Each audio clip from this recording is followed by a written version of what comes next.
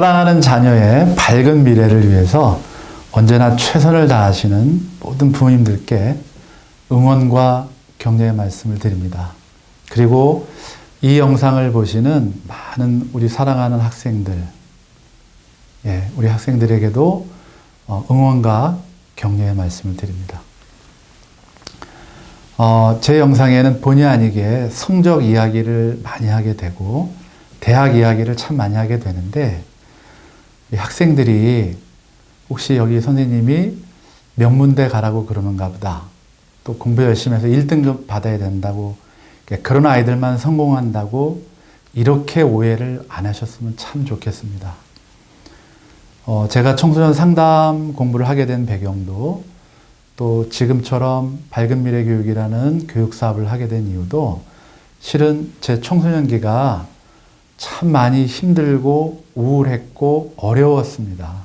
그래서 제가 이제 성인이 되면서, 어른이 되면서 제가 조금 이런 교육 사업, 또 상담, 이렇게 관심을 갖게 된 이유들도 다 제가 청소년기를 그렇게 불행하다까지는 아니지만 이렇게 행복했다고는 말씀드릴 수 없고, 저 역시도 지방에서, 시골에서 자라면서 많은 문제들이 있었기 때문에 여러분들에게 조금이나마 도움이 좀 되고, 또 여러분들 스스로가 여러분들의 그 미래를, 삶을 잘 가꾸어 가기를 바라는 마음으로 대학 이야기, 공부 이야기를 하니까 우리 학생들이 오해하지 않으셨으면 참 좋겠고요. 특별히 제 강의 중에 보면 꼴찌도 1등할 수 있는 직업 선택이라는 강의가 있습니다. 여기서 꼴찌는 학교 성적이에요. 뭐 꼴찌하라는 말은 아니에요. 꼴찌하라는 말은 아닌데, 그만큼 학습도 중요합니다. 공부도 중요하고 성적도 중요한데, 그거보다는 저는 늘 그런 생각을 해요. 열정과 진념이 스펙보다 훨씬 더 중요하다는 거예요. 스펙, 뭐 성적, 대학, 부모님 백, 이런 거 있잖아요. 그런 걸 스펙이라 그러잖아요. 그거보다 개인이 갖고 있는 열정, 이 영상을 보고 계시는, 저희 영상에 고2 게임 중독 고려대 가다라는 영상이 있는데, 아마 그 영상을 보고 좌절한 친구들이 참 많았던 것 같아요. 뭐 희망 고문이다, 뭐 저런 아이들은 원래 잘했던 아이다, 이렇게 이야기를 하는데, 그걸 보면서 좀 많이 마음이 아팠습니다. 좋은 동기부여를 시키려고 했던 게 오히려 장애가 되지 않았나, 이런 안타까움이 있는데, 그 친구는 역시 공부를 잘했던 아이가 아니에요. 그리고 게임 중독이라는 표현을 써서 게임을 좀 많이 하는 아이들한테 좀 미안한 마음이 분명히 있지만, 그 중독이라는 표현을 본인이 인정했던 단어였고요. 아마 우리 그 선배도 후배들에게 뭐 게임을 많이 하는 게 나쁘다, 좋다, 이걸 떠나서 자기 본연의 그 자세가 공부하는 학생이니까 그걸 좀 열심히 하라는 차원에서 그렇게 표현을 한 거니까 여러분들 오해하지 마시고, 여러분들이 갖고 있는 열정과 진념으로 여러분들의 인생을 잘 가꾸어 가시기를 정말 바라면서 오늘 영상 시작하겠습니다. 오늘도 또 공부 얘기해요. 여러분들 자녀는 공부를 잘 하는 편인가요?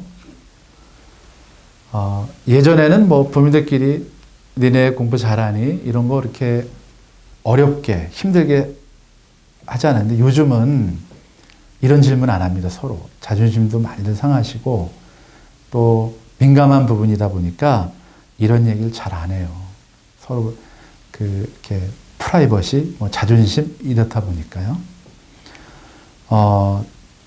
우리 부모님들이 그래서 그런지 정말 각종 설명회, 강연회, 상담실, 정말 부모님들 열정이 정말 가정마다 대단합니다.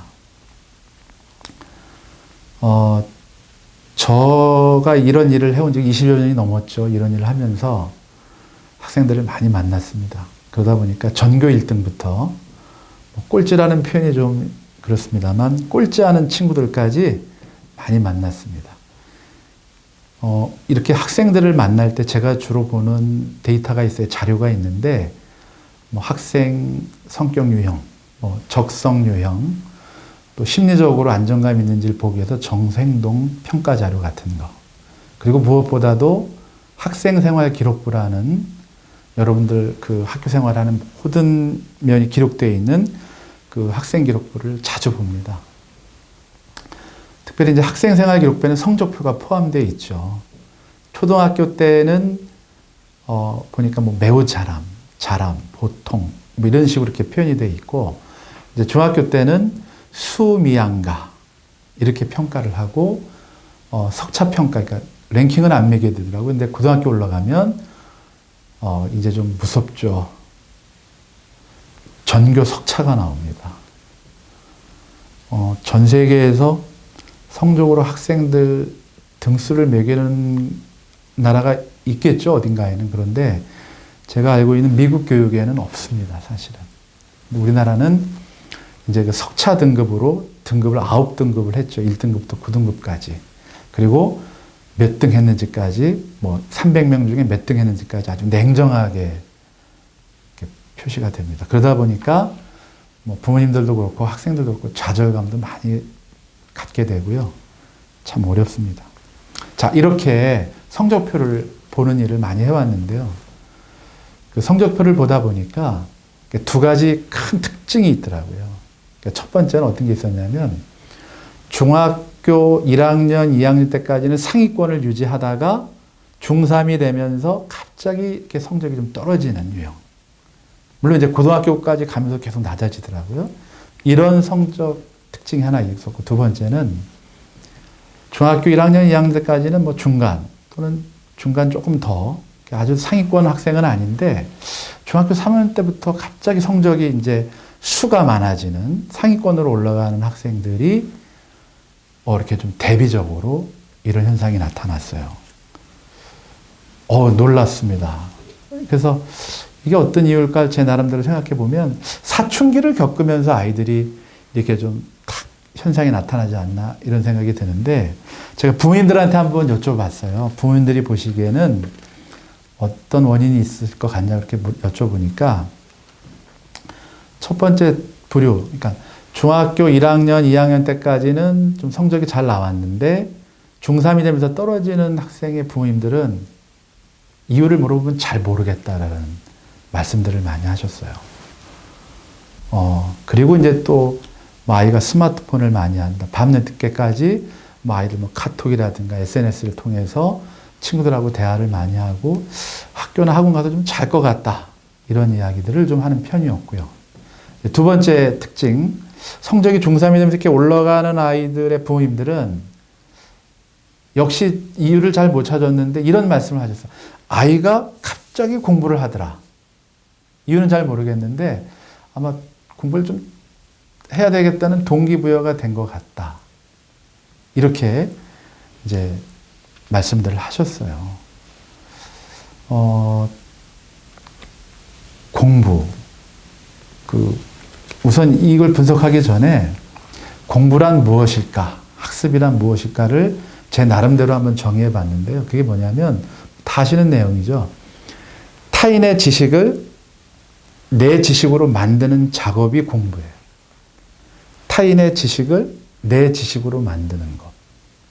그래서 공부는 사실 초, 중, 고, 대학교만 하는 게 아니고요. 직장 생활하고 또 평생 공부해야 돼요. 왜냐하면 내가 모르는 분야에 대해서는 끊임없이 공부를 해야 되니까. 그런데 그 청소년기에는 국영수, 그 다음에 사탐, 과탐, 이제 그 학습에 한정이 돼 있으니까 이거를 내 걸로 만드는 게 적성이 좀 안 맞을 수 있어요. 또 재미도 없고요. 근데 이제 나중에 내 직업 세계에 가면 내가 하고 싶은 일, 내가 또 배우고 싶은 거 이런 게 찾아지면 공부하고 싶은 열정이 많이 생겨요. 그래서 청소년기의 학습 그 열정과 이제 그 직업 세계에 나가서 또 그 학습 열정이 달라야 분명히 다릅니다. 근데 학교 다닐 때 그게 몸에 안 배어 있으면 직장 생활할 때 갑자기 하는 게 좀 어렵죠. 그런 어려움은 분명히 있습니다. 그래서 공부란 타인의 지식을 내 지식으로 이렇게 바꾸는 작업인데요. 방법을 알아야 되고 그 시간을 투자해야 됩니다. 이 방법을 모르고 그냥 열심히 하겠다는 그 태도가 물론 좋죠. 그렇지만 공부 시간이 많다고, 그 양이 많다고 효과가 나타나진 않더라고요. 그래서 그 남의 거를 내 걸로 만드는 지식. 그래서 우리나라에서는 그걸 자기주도 학습이라고 이렇게 명문화돼서 이렇게 이야기들을 하죠. 그런데 자기주도 학습 중요한 거 다 압니다. 근데 어떤 학생은 벌써 그 학습 열정, 동기를 포기했거나 또는 지금 갈등하고 있는, 포기해버릴까? 이런 기로에 서 있는 학생들이 좀 있는데요. 저는 사실 부모님 책임을 많이 돌리죠. 제 영상을 보시면 아시겠지만, 부모님들의 부정적인 태도가 자녀들의 이렇게 자기주도 학습 또는 학습 열정, 동기부여를 망친 게 아니겠는가라는 생각을 하게 됐습니다. 그래서 오늘은 자녀 망치는 부모 태도 두 가지를 제가 말씀드리고 싶은데요. 첫 번째, 부모의 욕망이 자녀의 열정보다 넘칠 때 망치게 됩니다. 부모의 욕망이 자녀의 학습 열정보다 크거나 넘칠 때 아이들이 망치게 된다. 욕망이라는 표현을 써서 조금 조심스럽습니다만, 욕망이라는 게 욕심과 희망의 합성어일 수도 있는데요. 사전적인 의미로는 부족함을 느껴 무엇을 가지거나 누리고자 탐함이라고 표현되어 있습니다. 자식의 공부 또는 학습에 대한 욕망을 갖는 게 잘못된 거 아닙니다. 절대로 잘못된 거 아니죠. 그게 에너지가 되고 또 아이들의 어떤 힘이 되는 거 분명히 맞습니다. 그런데 뭐가 진짜 문제냐면 부모의 그 욕망 크기와 자녀의 열정의 크기가 이게 비례적으로 이렇게 같이 크면 좋을 텐데 부모는 엄청 크고 자녀는 작아요. 이럴 때 문제가 생기는 거죠. 그래서 그 자녀의 열정의 그릇이 부모의 욕망의 그 크기를 담게 부족할 때 망치게 된다. 이렇게 제가 말씀드리고 싶습니다. 자녀가 어려서는요, 부모의 열정에 의한 지식 담기가 가능합니다. 그러니까 아이가 어렸을 때는 부모가 좀 관건적으로 공부를 시키면 아이들이 따라옵니다. 초등학교 저학년 정도 되면요, 이제 유치원, 유아 이렇게 어렸을 때는 이제 부모님들이 비교 대상이나 비교할 수 있는 그 방법이 이렇게 많지 않기 때문에 좀 여유가 있는데 벌써 초등학교만 딱 들어가도 이제 그 비교 평가라는 게 생기기 때문에 부모님들은 이제 좀 급해지죠. 그래서 그 지식 담기가 이제 막 급해서 많이 담고 싶어지죠. 요즘 초등학교 저학년 뭐라 그럽니까? 코딩? 저는 말도 좀 생소한데, 그런 것도 시키고, 영어 수학은 유치원 때부터 시키죠. 그러다 보니까 이제 벌써 어린 자녀들이 그 지식 담기에 대한 부담이 시작이 됩니다. 그러다가 아이들이 사춘기 정도가 되면 이제 그거를 거부하죠. 그런 현상이 생깁니다. 하기 싫으니까. 그래서 자녀 사춘기는요, 부모 교육의 중간 평가 시기입니다. 사춘기가 됐는데도 아이 스스로 잘해가고 있고 부모 자녀 관계가 원만하다. 그러면 합격점입니다.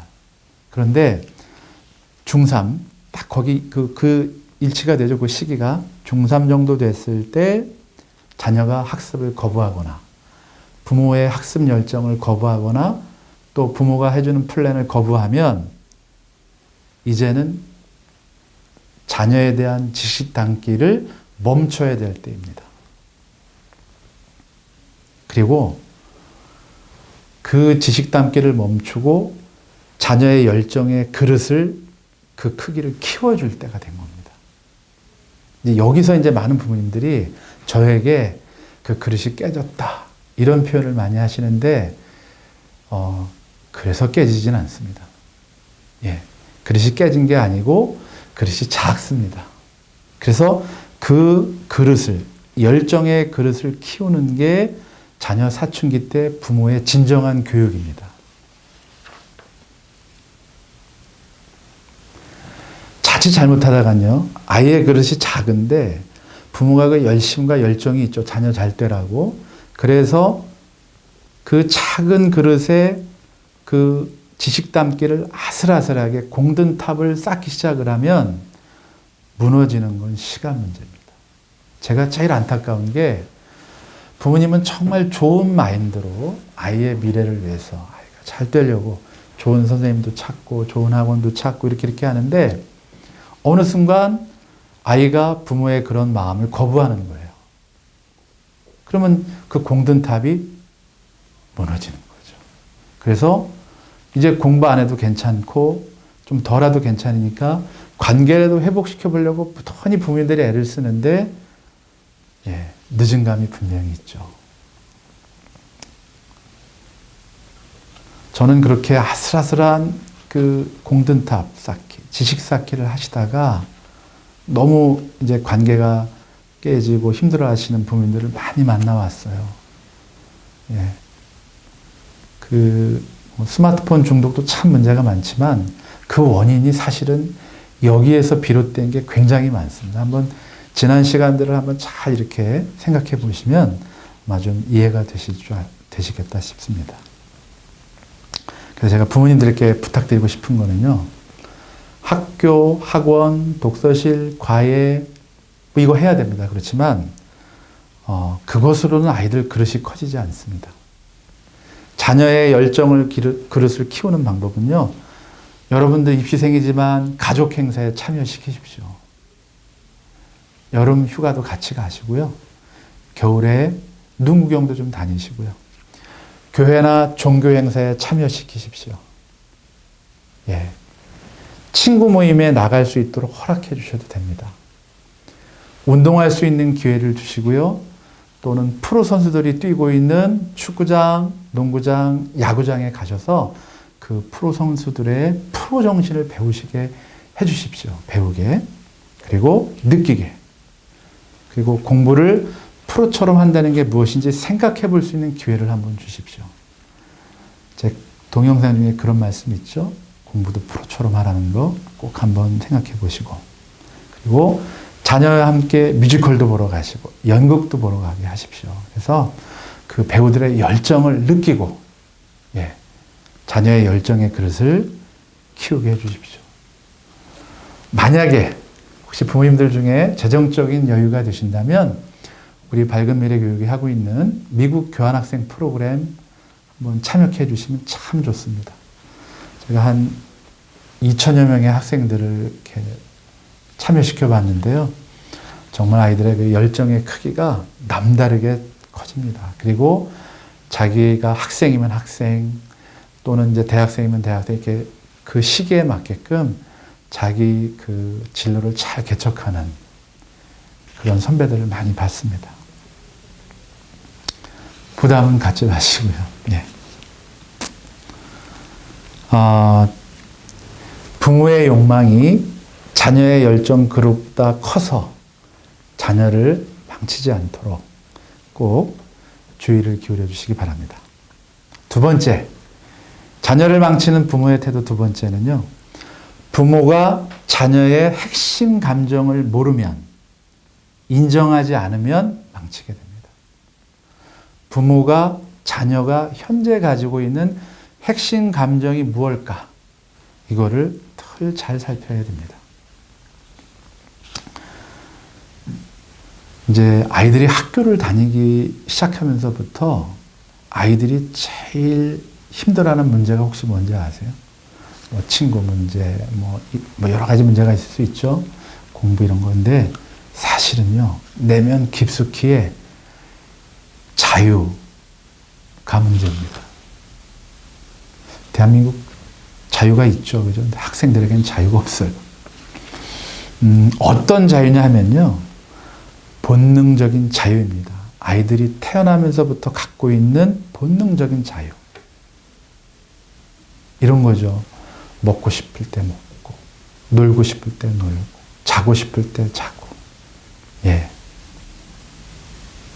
하고 싶을 때 뭔가 할 수 있는 자유.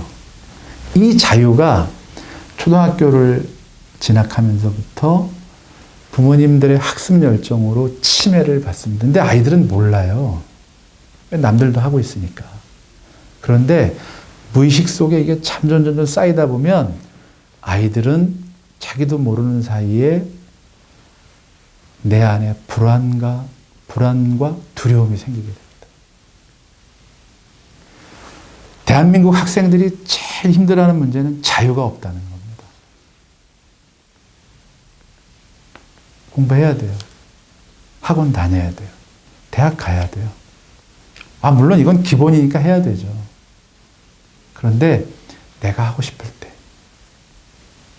내가 진정으로 원할 때 열심히 할 열정이 생기는 건데, 죄송스럽지만 부모님들의 그 과도한 욕망이 자녀들의 이 열정을 다 삼켜버렸고요. 그리고 그 내면에 있는 핵심 감정을 본인들이 이해를 못 하시는 거죠. 그러다 보니까 이제 어렸을 때, 힘이 없을 때는 아이들이 잘 참는 건지 인내하는지 잘 모르겠지만 사실은 그 참다가 썩게 되는 거죠. 발효가 된 게 아니고 좋게 승화된 게 아니고 썩은 거예요. 그러다가 사춘기가 딱 되면 그게 이제 거칠게 표현이 됩니다. 그래서 좀 거칠게 표현되면 반항과 분노가 생기는 거고요. 조금 참으려고 하고 그런 아이들은 짜증과 불평으로 나타나게 되죠. 그래서 사실 사춘기의 특징은 반항과 분노, 짜증과 불평이 아닙니다. 그거는 그 문제가 이렇게 드러난 거죠. 원인은 이렇게 다른 데 있는 겁니다.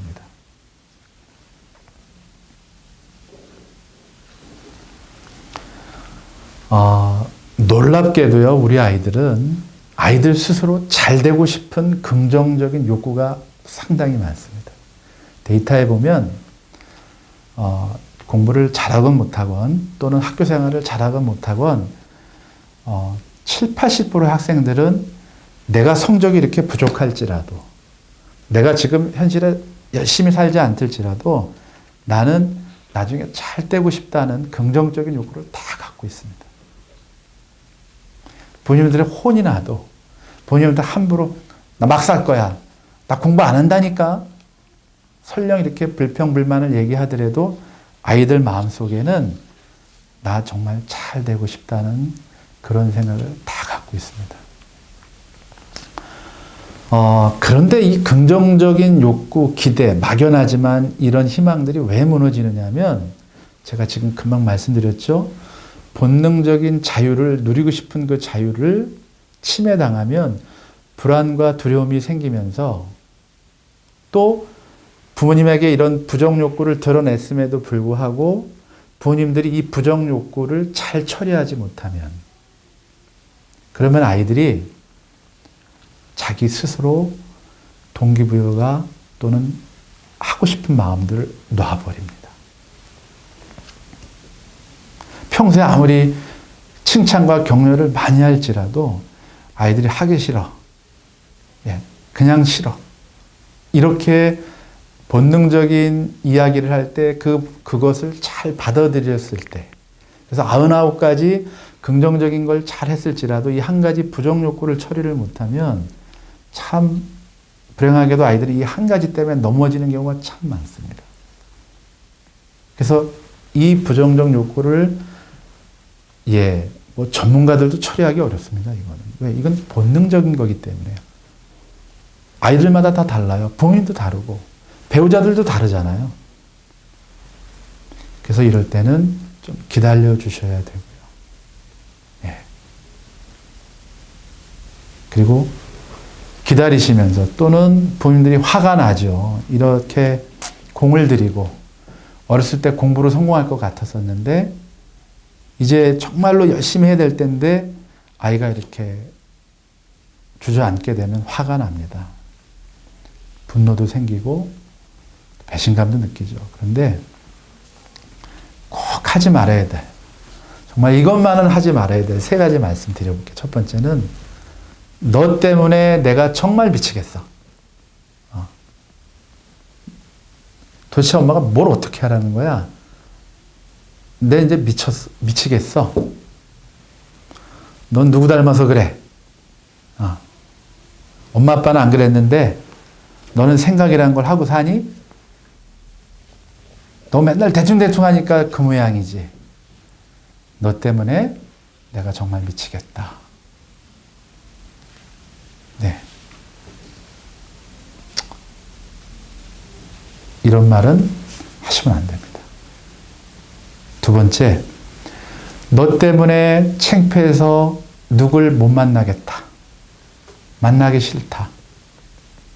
피하게 된다. 너 때문에 가족 모임에 나가기도 싫고 엄마 동창회 나가기도 싫고 창피하다. 예. 요즘은 교회 모임에 나가도 그렇게 비교를 하나 봐요. 자녀 그 학업에 대해서. 그러면 안 되죠. 뭐 누구는 어떤 학원 다녔는데 요번에 뭐 100점 맞았더라, 1등급 받았다더라, 뭐 어디 했더니 좋은 대학 갔다더라. 예. 너 때문에 부끄러워서 아무도 못 만나겠다. 이 영상을 보시는 부모님들은 안 그러실 줄 제가 믿습니다. 그런 말씀 하시면 안 되죠. 세 번째, 너랑은 이제 함께 살기 싫다. 너랑 같이 살기 싫다.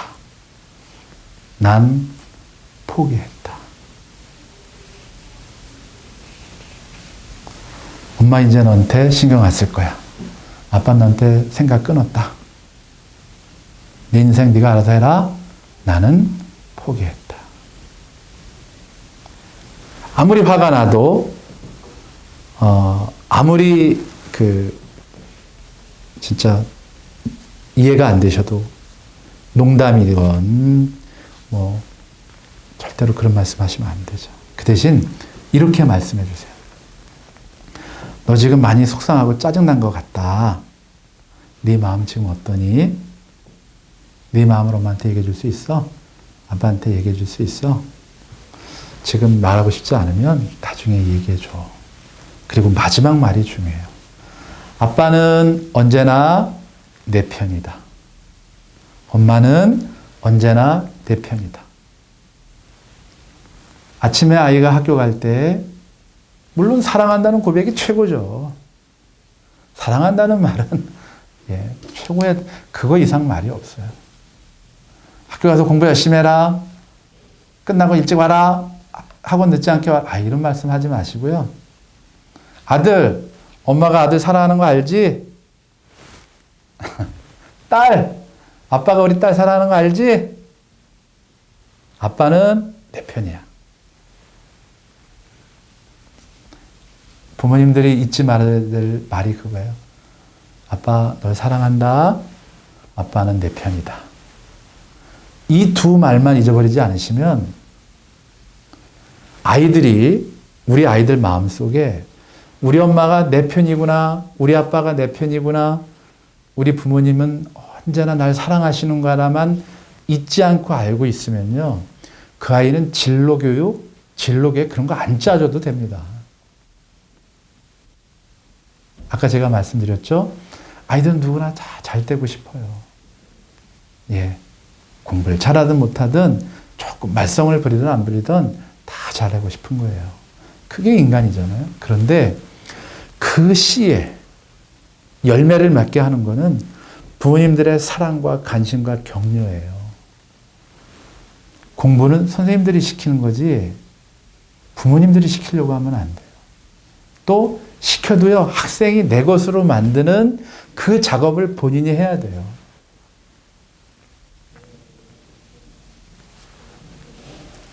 다시 한번 해볼게요. 아빠는 내 편이야. 학교 가는 아이 또는 어디 가는 아이 꼭 잊지 마시고, 지금까지도 사랑으로 잘 길러주셨어요. 이제 아이들 사춘기를 지나면서 이때 이제 아이들이 많이 이렇게 길이 바뀌어요. 그런데 변하지 않는 것, 부모의 사랑과 관심이 우리 아이에게 있다는 것만 아이가 인정하게 되면 아이가 부모님은 언제나 내 편이구나만 잊지 않으면 그 아이의 미래는 밝습니다. 그래서 저도 언제나 여러분의 편입니다. 감사합니다.